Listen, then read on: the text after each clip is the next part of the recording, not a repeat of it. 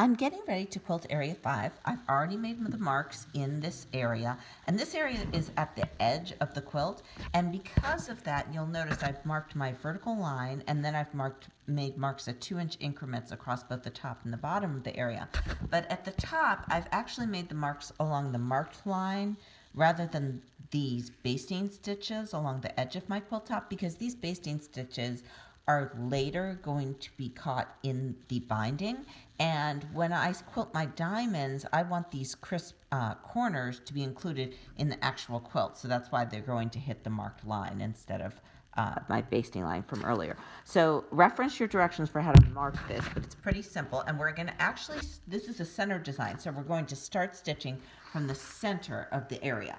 And I'm just going to make basic zigzag lines from the bottom to the top of, or from the top to the bottom and then back up again of my quilt. So right now I'm connecting that point up here with this point down here. So again, my ruler is a 1/4 inch away from the point I want to hit. It won't work if my ruler's aligned like this, right on the mark. That's going to produce a line that's a 1/4 inch away.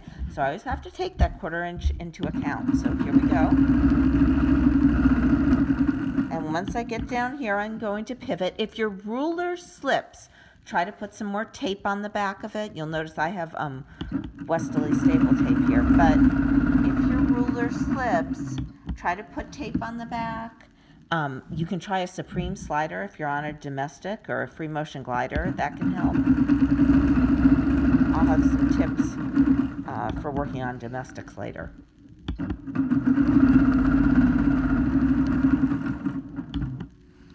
Okay, so now I've got into the edge and I have to quilt down to the next motif. Now I kind of cheated and I made a mark out in the margin to give me a reference point for where to quilt. But when I get to the line, I'm going to stop. I'm not going to quilt all the way out to that point.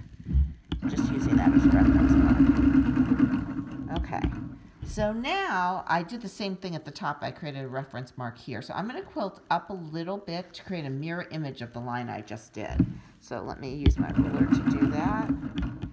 And let's see, will this connect that mark with that mark?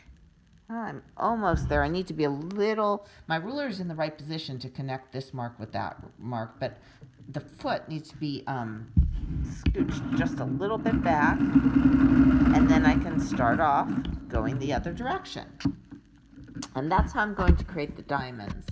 It's a little harder to see the camera in this direction.